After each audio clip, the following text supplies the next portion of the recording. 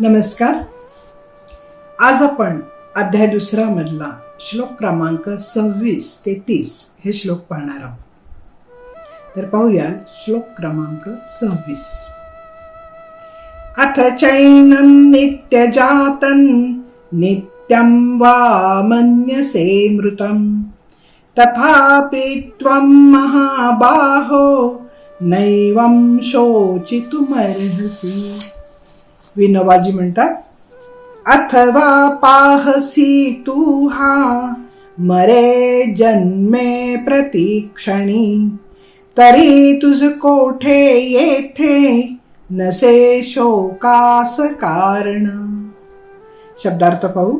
अथ म्हणजे जर, तथापि, च म्हणजे सुद्धा, एनम म्हणजे हा आत्मा, नित्यम म्हणजे नेहमी, नित्य जातम म्हणजे नित्य जन्मणारा, वा म्हणजे किंवा, मन्यसे म्हणजे तुला असे वाटते, मृतम म्हणजे मृत झालेला, तथापि म्हणजे तथापि, तरीही, त्वम म्हणजे तू, महाबाहो म्हणजे हे महाशक्तिशाली म्हणजे अर्जुना, न म्हणजे नाही, एनम म्हणजे आत्म्याविषयी, शोचितुम म्हणजे शोक करणे, अर्हसी म्हणजे योग्य आहे. तर याचा अर्थ असा आहे की तथापि आत्मा नित्य जन्मतो आणि नित्य मृत होतो असं जरी तुला वाटत असलं तरी हे महाबाहो तू शोक करणे योग्य नाही. आपण बघितलं की मागच्या श्लोकामध्ये बघितलं, वांसांसी जीर्णानी यथा विहाय वगैरे, किंवा नैनन छिंदंती शस्त्राणी नैनन दहती पावकहा, म्हणजे शरीर आणि आत्म्याविषयीचा जो काही फरक आहे तो श्रीकृष्ण अर्जुनाला वारंवार समजून सांगतायत की हे अर्जुना, आत्मा कधी भिजत नाही, ओला होत नाही, वाळत किंवा तो सुकतही नाही, जाळला जात नाही, कुठल्या शस्त्राने तोडला जात नाही. जसं शरीर आपण बदलतो, शरीरावरची वस्त्र जसं आपण जुनी झाली तर फेकून देतो, वरची वस्त्र बदलतो, त्याप्रमाणे हा आत्मा देहरूपी वस्त्र बदलत असतो. तो मरत नाही. आत्मा हा कधीही मरत नाही किंवा काही होत नाही. तर तू दुःख न करता तू काय कर, युद्धाला तयार हो. या श्लोकात ते असं सांगतात की बर ठीक आहे, तुला जरी असं वाटत असेल की आत्मा हा प्रत्येक वेळेला नवीन जन्म घेतो आणि मृत्यू पावतो, म्हणजे थोडक्यात शरीराबरोबर तो जन्मतो आणि शरीराबरोबर मृत पावतो, तरी तुला शोक करण्याचं काही कारण नाही हे महाबाहू, असं श्रीकृष्ण म्हणतात. कारण जन्माला येऊन जर तो मृत्यू पावत असेल तर जन्म जर अटळच असेल तर मृत्यू पण अटळ आहे. जो जन्माला येतो तो मृत्यू पावणारच आहे, मग तू शोक कशाला करतो? आत्म्याचा प्रवास काय आहे तो आपण तुर्तास बाजूला ठेवू असं श्रीकृष्ण म्हणतात. पण जर शरीराबरोबर जर आत्मा जन्मत असेल आणि मरत असेल तर मग तू शोक का करतो? कधीतरी तो जाणारच आहे. जो जन्माला येतो तो मृत पावणार आहे हे जर सत्य असेल, हे जीवनाचं रहाटगाडगं असेल, जो जन्मतो तो मरतो, मरतो तो जन्मतो, परत जन्मतो तो मरतो, हे जर जीवनाचं रहाटगाडगं चालू असेल तर तुला शोक करण्याचं कारण काय? हे भीष्म महामय किंवा द्रोणाचार्य हे कधी ना कधीतरी मरणारच आहे. तुझे स्वजन, तू, मी सगळेच मरणार आहोत. मग आज का नाही? कारण आज का नाही तर आज तुला युद्धाचं आव्हान दिलेलं आहे. मग तू आज युद्ध कर, जे होईल ते होईल, बघू आपण पुढं काय होईल ते. तू त्याला मारणार आहेस असा तू समजू नको स्वतःला, ते मरणारच आहे. गंगेचा प्रवाह कसा असतो? उगमाला तो संथ थोडासा असतो, मध्ये प्रवाहित असतो, नंतर तो सागराला मिळतो. हे अखंड जीवनचक्र चालू असतं. गंगेचा प्रवाह सुरुवातीला संथ असतो, कुठल्याही नदीचा उगमापाशी प्रवास स्लो असतो आणि नंतर मध्यभागी वाहतं पाणी, नंतर ते सागराला मिळतं. हा जीवनाचाच प्रवास आहे. हा जो मधला कालखंड आलेला आहे तो म्हणजे आपलं जीवन. हे नंतर कधीतरी सागराला जाऊन मिळणारच आहे. मग त्याचा शोक कशासाठी करायचा? हे कुठेही खंडित नाहीये, हे अखंडित, जसं गंगेचं पाणी वाहत राहतं, अखंडित चालत राहतं, किंवा जन्म मृत्यूचा फेरा हा सतत जन्म मृत्यू ह्याचं राडगडगं जसं चालू राहतं, तसंच हे आपल्या जीवनाचं चक्र हे अखंडित चालू राहणार आहे. आत्म्याची उत्पत्ती, स्थिती, लय हे सततच अखंडित चालू असेल तर मग शोक कशासाठी करायचा? आत्मा आहे असं न म्हणता तो नाशवंत आहे असा एक क्षणभर आपण मानू. तू म्हणतोस तसं करू, पण तुझ्या मताप्रमाणे जाऊ. मग तो नाशवंत आहे तर मग तू शोक का करतोस? आता ते म्हणतात की काय, अथ चैनम नित्य जातम नित्य वा मन्यसे मृतम तथापि त्वं महाबाहो नैनम शोचितुमर्हसि. तू का शोक करतोस? तुला शोक करायचं काही कारणच नाहीये. जर एक आत्मा शरीरातून जाऊन तो दुसऱ्या त्या शरीराचा नाश झाल्यानंतर दुसऱ्या शरीरात तो प्रवेश करतो किंवा दुसऱ्या शरीराचा परत तेच प्रवास सुरू होतो की तो जन्म घेतलेला असतो, तो आता मृत पावणार आहे. म्हणजे कुठल्याही शरीरात जरी आत्म्याने प्रवेश केला तरी तो शेवटी मृत पावणारच आहे. शरीर मृत पावणार आहे, आत्मा अवस्था शरीर बदलणार आहे.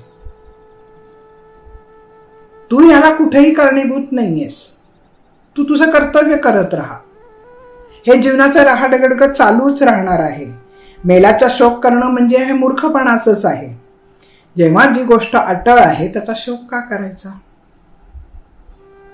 म्हणून श्रीकृष्ण म्हणतात की आरंभापासून चालत आलेली ही स्थिती प्राणी मात्र जन्म मृत्यूच्या अंकित आहे. पुन्हा पुन्हा ते समजून सांगतात. कुठल्याही प्राणी मात्राला जन्म आहे, मृत्यू आहे. मग तो मनुष्य जन्म असू दे, प्राणी जन्म असू दे, कुठलाही जन्म असू दे, त्याला जन्म मिळाला की त्याला मृत्यू हा आलाच. मग त्याच्याबरोबर त्याचा आत्माचा प्रवास अखंड चालू असतो. पण तुझ्या म्हणण्याप्रमाणे आत्मा पण नाशवंत आहे किंवा परत जन्मतो तर ठीक आहे तुझ्या म्हणण्याप्रमाणे, तरी तू शोक का करतो हे जर तुला कळलं असेल तर?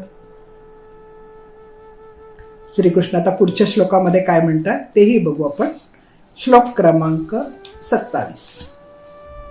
जातस्य हि ध्रुवो मृत्युर्ध्रुवं जन्म मृतस्य च तस्माद परिहार्यर्थे नत्वं शोचितुमर्हसि.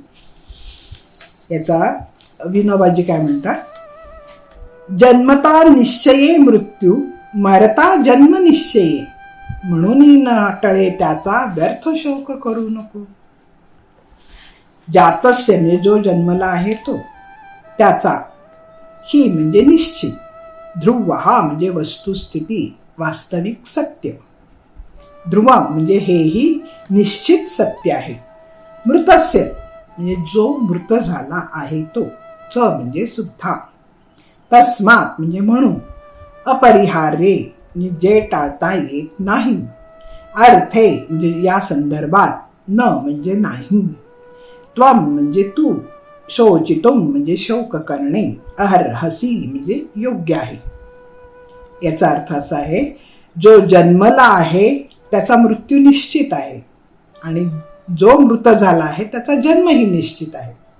म्हणून स्वतःच्या अपरिहार्य कर्तव्य पालनात तू शोक करणे उचित नाही. आपण बघितलं मागच्या श्लोकातही श्रीकृष्ण तसंच म्हणतात की जो जन्माला आलाय त्याला मृत्यू निश्चित आहे आणि ज्याला मृत्यू आहे त्याला जन्म निश्चित आहे. हे जीवनाचं रहाडगाडग आहे. सूर्यचंद्र ह्यांचा रोज काय होतो, उदय होत असतो आणि संध्याकाळी अस्त होत असतो. म्हणजे चंद्र सूर्यांचा उदय आणि अस्त हे दोन्ही होत असतात दररोज. मग जीवनाचंही तसंच आहे की एक ठराविक काळानंतर या शरीराला मृत्यू हा येणारच आहे, त्याचा विनाश हा ठरलेला आहे. मग त्याचा शोक का करायचा? इथे ज्ञानेश्वरांची एक ओवी आपण बघूया. उपजे ते नाशे नाशले ते पुनरपि दिसे, हे घटिका यंत्र तैसे परिभ्रमे गा. म्हणजे चंद्र आणि सूर्याचे उदय असता असता तसे जन्म मृत्यूचेही चक्र फिरत असते. अर्जुनाने आपले अज्ञान काय करावे, घालवावे, खंत सोडावी. मी मारतो किंवा माझ्या हातनं ते मरणार आहेत हा विचार सोडून द्यावा आणि युद्धाला प्रवृत्त व्हावे, असं श्रीकृष्ण त्याला वारंवार वेगवेगळी उदाहरणं देऊन सांगताना आपण पाहतो आहोत. परमात्व तत्वाशी एकरूप होणं म्हणजेच काय होतं, ज्ञानप्राप्ती होणे. हे सगळं आपल्याला परमात्मा जे काय करतो आहे, जे त्याचं दिनक्रम ठरलेला आहे ते समजून घेणं म्हणजेच काय आहे, ज्ञानाची प्राप्ती होणं. म्हणून श्रीकृष्ण म्हणता आहे की तुझ्या म्हणण्याप्रमाणे जरी घेतलं किंवा जातस्य ध्रुव म्हणजे जन्माला त्याला मृत्यू आहे, म्हणजे पहिल्या 26 श्लोक आणि 27 श्लोक जोडूनच घेतलेला आहे की जर तुझ्या म्हणण्याप्रमाणे हा आत्मा देहाप्रमाणे जन्म घेतो, देहाप्रमाणे मृत्यू पावतो, म्हणजे तो नाशवंत आहे, जन्म घेतो, नाश पावतो, असं जरी तुझ्या म्हणण्याप्रमाणे असलं तरी जन्म आणि मृत्यू हे अखंडित चाललेलं रहाडगाडगं आहे. मग तू शोक कशासाठी करतो? सूर्य अस्ताला गेल्यानंतर आपण शोक करण्यात काही अर्थ आहे का? सूर्य गेला, अंधार पडला, आता मी काय करू, मला काही हे होत नाही, ते असं आपण नाही म्हणू शकत ना. दुसऱ्या दिवशी तो कधीतरी उगवणार आहे, परत आपल्या जीवनामध्ये सूर्योदय होणार आहे. उषक काल हा सगळीकडेच आहे, प्रत्येक वेळचा नवीन उषक काल. मग शोक कशासाठी करायचा? आपल्या आयुष्यात नेहमी पहाट चांगली येणार आहे, मग शोक कशासाठी करायचं? आपलं कर्तव्य कर्म आपण करत राहायचं. त्याच्याने काय होतं की जीवनाचं हे चक्र सतत चालूच राहतं. एखाद्याच ठिकाणी अडून बसलं, मी करणारच नाही, मी अमकंच करणार नाही, हे असं होतं, मग मी काय करू, ह्या जर तरच्या फेऱ्यामध्ये न अडकता जन्म मृत्यूचा फेरा काय आहे तो समजून घ्या. आत्म्याचा प्रवास काय हे समजून घे. परमात्म्याचा आत्म्याशी काय संयोग आहे, काय मिलन होतं आहे, किंवा त्याची काय स्थिती आहे, ही तुझ्या ज्ञानाने तू समजून घे आणि युद्धाला तयार हो, हे श्रीकृष्ण त्याला सांगताय. आता पुढच्या श्लोकामध्ये श्रीकृष्ण काय म्हणताय ते पाहू आपण. श्लोक क्रमांक 28. अव्यक्तादीनि भूतानि व्यक्तमध्यानि भारत अव्यक्त निधनान्येव तत्र का परिदेवना. विनोबाजी म्हणतात, भूतांचे मूळ अव्यक्ती मध्य तो व्यक्त भासतो, पुन्हा शेवट अव्यक्ती त्यामध्ये शोक कायसा. शब्दार्थ बघून मग अर्थाकडे जाऊ. अव्यक्त आदिनी आरंभी म्हणजे अप्रकट, भूतानी म्हणजे उत्पन्न झालेले सर्व जीव, व्यक्त म्हणजे प्रकट सृष्ट, मध्यानी म्हणजे मध्ये, भारत म्हणजे हे भरत वंशजा, अव्यक्त म्हणजे अप्रकट, निधनानी विनाश झाल्यावर, एव म्हणजे हे सर्व, तत्र म्हणजे म्हणून, का म्हणजे कसला, परिवेदना म्हणजे शोक. याचा अर्थ असा आहे की समस्त जीव प्रारंभी अव्यक्त असतात, मध्यावस्थेत व्यक्त असतात आणि विनाशानंतर पुन्हा अव्यक्त होतात. म्हणून शोक करण्याची काय आवश्यकता आहे की अव्यक्तादीनि भूतानि व्यक्त मध्यानि भारत अव्यक्त निधनान्येव तत्र का परिदेवना. आता काय म्हटलेलं आहे की आता आपण जेव्हा हा जीव आहे आपला, हा जीव जन्माला यायच्या आधी अव्यक्त होता, म्हणजे दिसत नव्हता. जन्माला आल्यानंतर तो दिसायला लागला, व्यक्त झाला. जन्माला यायच्या आधी दिसत नव्हता म्हणजे तो अव्यक्त होता, दिसत नव्हता. जन्माला आल्यावर तो दिसायला लागला, व्यक्त झाला, आणि मृत्यूनंतर परत तो अव्यक्त होतो. मधला हा जो काळ आहे थोडासा, त्या काळाची मग आपण का बरं शोक करायचा, किंवा अव्यक्तामध्ये तो गेल्यानंतर परत अव्यक्त व्यक्त अव्यक्त असं जर त्याचा प्रवास असेल आत्म्याचा, तर मधल्या काळामध्ये जीवन जगून घ्यायचं. त्या अव्यक्ताबद्दल, पुढच्या अव्यक्ताबद्दल शोक का करायचा? मायेच्या सामर्थ्याने देह आकार घेतो. जसं कठपुतली असते, आपल्याला आपण म्हणतो की जीवन ही एक कठपुतली आहे, की परमेश्वरांनी आपल्याला इथे एक कठपुतलीचा खेळ करायला सोडलेला आहे. आपण या काय म्हणतात त्याला, रंगभूमीवरचे कलाकार आहोत. रंगभूमीवरचे कलाकार आपण कसं करतो, एखादं नाटक करतो, 3 तासाचं नाटक करतो, परत आपल्या भूमिकेत आपण येतो. तसं देवाने आपल्याला या पृथ्वीवर जन्म देऊन एका रंगभूमीवर काही काळ आपल्याला सोडलेलं आहे, आणि कठपुतलीप्रमाणे तो आपला खेळ करतोय. काही कालांतराने तो खेळ संपणार आहे. मग संपल्यानंतर आपण शोक कशासाठी करायचा? परत नवीन खेळ करणारच येतो. रंगभूमीवरचे वेगवेगळे खेळ आपण खेळत असतो, आणि हे जीवन आहे. ह्या मायेच्या पटलामध्ये आपण अडकलेलो आहोत. रंगभूमीवरचे 3 तास जसे आपण मायेच्या पटलात अडकतो, की कोणी एखादं पात्र साकार करत असेल, नटसम्राटचे काही पात्र आहे, जर नटसम्राट जर हे करत असेल तर तो व्यक्ती ती भूमिका जगत असतो. ती भूमिका म्हणजे ते काम करून झाल्यानंतर तो परत आपल्या मूळ रूपात येतो. त्याप्रमाणे हे आपलं जीवन जे आहे ते मायेच्या सामर्थ्याने आपल्याला हा आकार मिळालेला देहाचा. आज मला स्त्रीचा आकार मिळालाय, तुम्हाला पुरुषांचा आकार मिळाला असेल, कुणाला अजून प्राण्यांचा आकार मिळालेला असेल. आपला भूमिका आपण करत राहायची आणि त्याचा शोक नाही करायचा. नंतर हे झाल्यानंतर आता सोनार काय करतो, सोनं घेतो. मला बांगडी पाहिजे म्हटलं की तो त्याला बांगडीचा आकार देतो. त्याच सोन्याचा नंतर मला नेकलेस करायचा तर तो याला नेकलेस साकारतो. सोनं तेच आहे, दागिने बदलतात. जसं सोनार एकाच दागिन्याचं किंवा एकाच सोन्याच्या गोळ्यापासून सांगेल तसे दागिने बनवत जातो. किंवा एका दागिने मोडून आपण दुसरा दागिना करतो, दुसरा मोडून तिसरा करतो. जसे वेगवेगळे दागिने करतो तसा आपला देह, आपला आत्मा हा वेगवेगळ्या देहांमध्ये वास्तव्य करत असतो. आत्मा मूळ तोच असतो. जसं किंवा पाणी कसं असतं, खडा टाकला की वर्तुळाकार बनत राहतं. पण पाणी हे वर्तुळ होतं का? नाही, त्यांनी तो आकार घेतलेला असतो तात्पुरता. तसं हे आपलं जीवन आहे. आणि हे जर अव्यक्त, व्यक्त, अव्यक्त अशा 3 त्याच्या जर स्टेजेस असतील तर मग आपण त्याचा शोक का करायचा? अजून एक उदाहरण देते, तुम्हाला पटेल की आपण एका गावावरून दुसऱ्या गावाला चाललोय. गाडीमध्ये, रेल्वेमध्ये बसली मी. माझ्या शेजारी काही सहप्रवासी आहेत, त्यांच्याबरोबर मी गप्पा मारती करते. 8-10 तासाचा माझा प्रवास. या गाडीतील सहप्रवासी त्यांची ठिकाणं आल्यानंतर ते उतरले. माझं ठिकाण आल्यानंतर मी उतरणार आहे. मग ते उतरून गेले म्हणून मी रडण्यात काय अर्थ आहे का? मी शोक करण्यात काय अर्थ आहे का? त्यांचं स्टेशन आलं, ते गेले, उतरले. माझं स्टेशन आलं, मी उतरेन. जेव्हा माझं स्टेशन येईल तेव्हा मी उतरेन. म्हणून गेलेल्याबद्दल आपले सहप्रवासी खाली उतरून गेल्यानंतर शोक करणं गरजेचं आहे का? ते परत आपल्याला कधीही भेटणार नाही.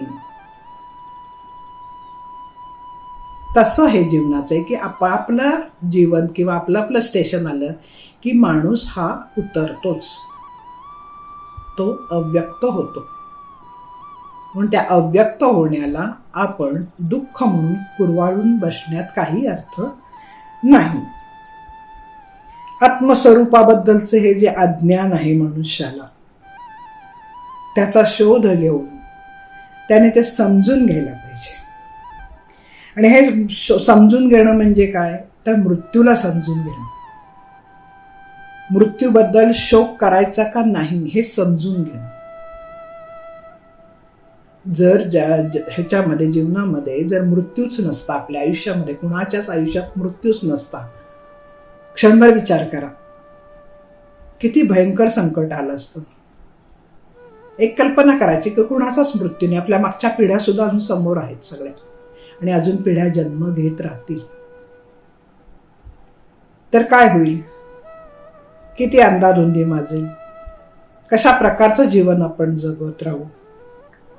त्यामुळं अव्यक्त आत्म्याकडे कोण आणि कशा प्रकारे पाहतो ते पण बघणं महत्वाचं आहे. म्हणून जास्त शोक न करता हे अर्जुना उठ आणि युद्धाला तयार हो. पुढच्या श्लोकामध्ये श्रीकृष्ण काय सांगतात ते पाहूया. श्लोक क्रमांक 29. आश्चर्यवत् पश्यति कश्चिदेनम् आश्चर्यवद् वदति तथैव चान्यः आश्चर्यवश्चैनमन्यः शृणोति श्रुत्वाप्येनं वेद न चैव कश्चित्. याचा विनोबांनी सांगितलेला अर्थ असा आहे. आश्चर्य जो साचची ह्यास देखे, आश्चर्य जो देखत ह्यास वर्णी, आश्चर्य जो वर्णन तेहि ऐके, ऐके तरी शून्यची जाणण्याचे. आपल्याला या विनोबा भावेंच्या शब्दांमधून आपल्याला बऱ्याचशा श्लोकाचा अर्थ कळत राहतो. आश्चर्यवत म्हणजे आश्चर्यकारक, पश्यती म्हणजे पाहता, कश्चित म्हणजे कोणी, एनम म्हणजे या आत्म्याला, आश्चर्यवत म्हणजे विस्मयकारक, वदती म्हणजे बोलतात, तथा म्हणजे त्याप्रमाणे, एव म्हणजे निश्चितपणे, च म्हणजे सुद्धा, अन्य म्हणजे दुसरा, शृणोती म्हणजे ऐकतो, श्रुत्वा म्हणजे ऐकल्यानंतर, अपि म्हणजे सुद्धा, वेद म्हणजे जाणतो, न म्हणजे कधीही, न म्हणजे कधी नाही. आता याचा अर्थ असा आहे की कोणी या आत्म्याकडे विस्मयकारक म्हणून पाहतात, कोणी याचे वर्णन अद्भुत म्हणून करतात, आणि कोणी याच्याविषयी आश्चर्यकारक म्हणून ऐकतात. परंतु दुसरे असे आहे की जे त्याच्याविषयी ऐकल्यावरही त्याला मुळीच जाणू शकत नाही. हे सगळं आत्म्याबद्दल चाललेलं आहे. आपण कानगोष्टी हा खेळ लहानपणा खेळलेला आहे. काय करतो, एखादी गोष्ट एक जण सांगतो, दुसरा त्याला जेवढा अर्थ समजला तो त्याला पुढे पास करतो, त्याला जेवढं ऐकवलं तो त्याला पुढचा पास करतो. असं करून शेवटी काय होतं, वेगळाच अर्थ निघतो. त्याप्रमाणे हे आत्म्याकडे बघण्याची दृष्टी, प्रत्येकाची दृष्टी आत्म्याकडे बघायची वेगळी वेगळी आहे. कोणी आश्चर्यकारक म्हणून आत्म्याकडे बघतो. आत्मा म्हणजे काय आहे बाबा, हे नक्की काय आहे आत्मा? आत्मा म्हणजे काय आहे? हृदय म्हणजे आत्मा आहे का? ते परमात्मा आणि आत्मा वेगळा आहे ब्र? काय आहे आत्मा म्हणजे? म्हणजे ते धडधड आपण म्हणतोय आत्मा आत्मा आत्मा म्हणजे काय? प्राण गेला म्हणजे प्राण म्हणजे आत्मा आहे का? चैतन्य म्हणजे आत्मा आहे का? किंवा असं मधनच एखादं असं काहीतरी आपल्या सिनेमा दाखवतात की असंच मधनं काहीतरी असं वायू निघून गेलेलं दाखवतात किंवा ज्योत निघून गेलेलं दाखवतात, म्हणजे आत्मा आहे का? तर या आत्म्याचं नक्की रूप काय आहे? तर आत्माकडे कोणी विस्मयकारक म्हणून बघतो, कोणी आश्चर्यचकित म्हणतो, कोणी सगळं समजून घेतो, तरी त्याच्याबद्दल त्याला काही कळत नाही की आहे काय आत्मा म्हणजे नक्की. तर आत्म्याविषयी आपण कितीही बोललो, कितीही ऐकलं, कितीही सांगितलं, तरी त्याचं स्वरूप कळून घेणं हे महत्वाचं आहे.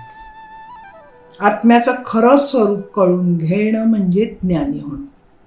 आणि ज्याला या आत्म्याचं खरं स्वरूप कळला तो मोक्षपदाला प्राप्त होऊ शकतो. आणि असं कळणारे लोक खूप दुर्मिळ आहेत, जे संतपदाला पोहोचले. आपण सर्वसाधारण लोक, तरी पण आपल्याला श्रीकृष्णाने भगवद्गीतेद्वारे आपल्याला हे समजून घेण्याचं दालन खुलं करून दिलेलं आहे. त्याचा आपण लाभ घ्यायला पाहिजे की मृत व्यक्तीपुढे आपण किती शोक करायचा. प्रत्येकाची शोक करण्याची पद्धत पण आपण समाजात बघतो, वेगळ्या वेगळ्या प्रकारची आहे. पण शोक कितपत करावा, काय करावा, हे श्रीकृष्ण सांगतात किंवा आपल्याला ह्या गीतेद्वारे कळतं. असाधारण गोष्ट म्हणून आश्चर्याने आत्म्याविषयी किती बोलले, ऐकले, वाचले, तरी खरं स्वरूप कळून काय होतं, कळणारे लोक खूप दुर्मिळ असतात. अर्जुनाची स्थिती पण तशीच आहे. त्याला सगळं एवढं सांगतायत की कोणाकडनं ऐक्यू तत्वज्ञान जरी ऐकलं तरी ते उपयोगाचं नसतं.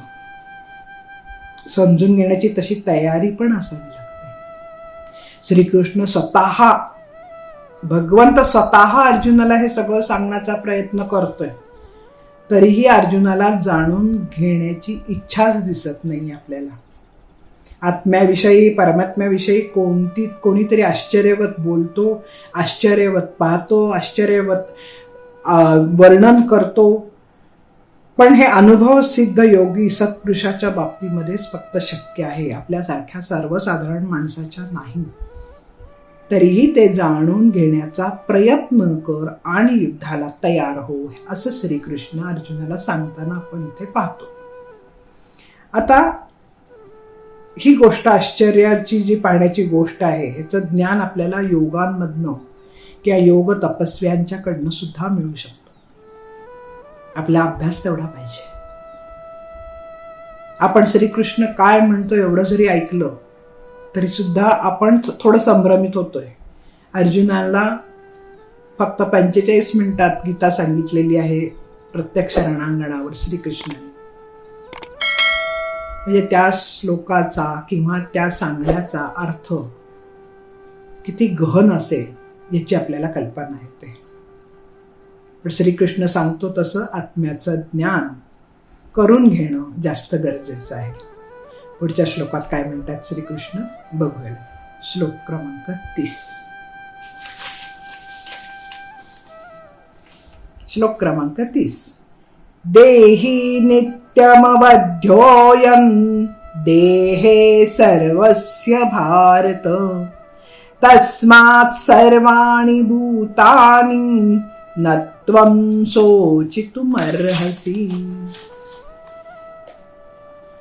आपल्याला विनोबाजी काय म्हणतात ते पाहूया. वसे देहात सर्वांच्या आत्मा अमर नित्य हा म्हणून भूत मात्री तू नको शोक करू कधी. शब्दार्थ बघू. देही म्हणजे भौतिक शरीराचा स्वामी असलेला, नित्य म्हणजे शाश्वत काळासाठी, अवध्य म्हणजे वध होऊ न शकणारा, अयम म्हणजे हा आत्मा, देहे म्हणजे शरीरामध्ये, सर्वस्य म्हणजे प्रत्येकाच्या, भारत म्हणजे हे भरत वंशजा, तस्मात म्हणून, सर्वाणी सर्व, भूतानी प्राणी मात्रात, न म्हणजे नाही, त्वम म्हणजे तू, शोचितम म्हणजे शोक करणे, अर्हसी म्हणजे योग्य आहे. हे भरतवंशजा, या देहामध्ये जो वास करतो त्याचा कधीच वध होऊ शकत नाही, म्हणून कोणत्याही प्राणी मात्रांसाठी तू शोक करण्याची आवश्यकता नाही. आता एवढी उदाहरणं श्रीकृष्णाने अर्जुनाला दिली आहे की आत्मा हा आपल्या देहामध्येच आहे, हा सर्व प्राणी मात्रांच्या मध्ये तो स्थित आहे, त्याचा कधीही नाश होत नाही, तर तू त्यासाठी अजिबात शोक करू नकोस. अर्जुन म्हणजे अजूनही आपल्या विचारामध्ये गोंधळून गेलेला दिसतोय, अजूनही त्याला पटत नाहीये, अजूनही तो श्रीकृष्णाशी वाद थोडासा घालतोय, अजूनही त्या गोंधळातनं बाहेर न पडलेला हा अर्जुन आत्मा अमर आहे किंवा शरीर हे नाशवंत आहे हेच त्याला अजून पटत नाही. त्याचा आत्मा आणि शरीर याच्यामध्ये अजूनही गोंधळ होतोय. आत्मा नित्य, शरीर अनित्य. आणि असं सांगून सांगून श्रीकृष्ण म्हणतो की कोणीही मरू दे, आत्मा हा मरत नाही, हा नित्य आहे, शाश्वत आहे. आत्मा आणि शरीर यांचा समुच्चय असून आत्मा अमर असल्यामुळे मरणे किंवा मारणे हे त्याच्या बाबतीमध्ये शक्यच नाही. त्यामुळे हे श्रीकृष्णा, प्राणी मात्राच्या शरीरात एक चैतन्य तत्व असतं. आपण मागच्या श्लोकांमध्ये बघितलं की हे चैतन्य तत्व म्हणजेच आत्मा आहे. आपण त्या चैतन्य तत्वामुळेच एखाद्या व्यक्तीला जाणू शकतो, ओळखू शकतो. हे जे चैतन्य तत्व असतं ते प्रत्येक प्राणी मात्राच्या ठिकाणी असतं आणि या चैतन्य तत्वामुळेच आत्मा हा आपल्याला जाणवतो.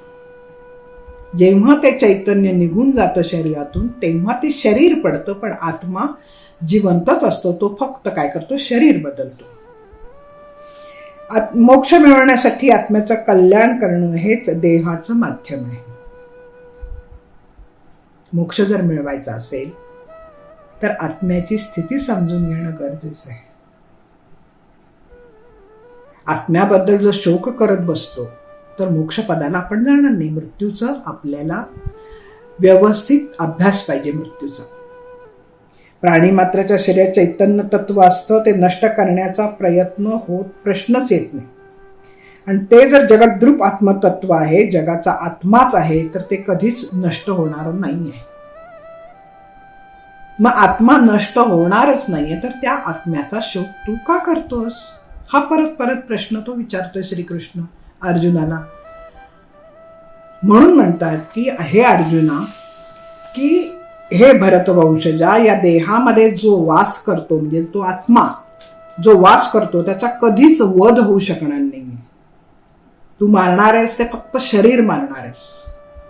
शरीर मेल्यानंतर तुझा तो आतला आत्मा मरणार नाहीये. ते आत्मतत्व हे तसंच जिवंत राहून ते फक्त शरीर बदलेल. म्हणून कोणत्याही प्राणी मात्रांसाठी किंवा कुठल्याही तुझ्या स्वजनांसाठी, कुठल्याही गुरुजनांसाठी, कुठल्याही तुझ्या भीष्माचार्यांसाठी तू शोक करणे योग्य नाही. वारंवार श्रीकृष्ण अर्जुनाला हे पटवून देताना आपण बघतोय. आता पुढच्या श्लोकामध्ये श्रीकृष्ण आणि काय उदाहरणं देत आहेत किंवा कशा पद्धतीने पटवून देत आहेत ते आपण आता पुढच्या श्लोकांमध्ये बघू. तुर्तास इथेच थांबू. जय श्रीकृष्ण. आशा करते तुम्हाला माझा हा व्हिडिओ नक्की आवडला असेल. हा व्हिडिओ जास्तीत जास्त लोकांच्यापर्यंत पोहोचवण्यासाठी लाईक करा आणि शेअर करा. माझे इतर व्हिडिओ बघण्यासाठी माझ्या चॅनेलला सबस्क्राईब करा आणि नवीन व्हिडिओचे नोटिफिकेशन मिळवण्यासाठी बेल आयकॉनवर क्लिक करा. धन्यवाद.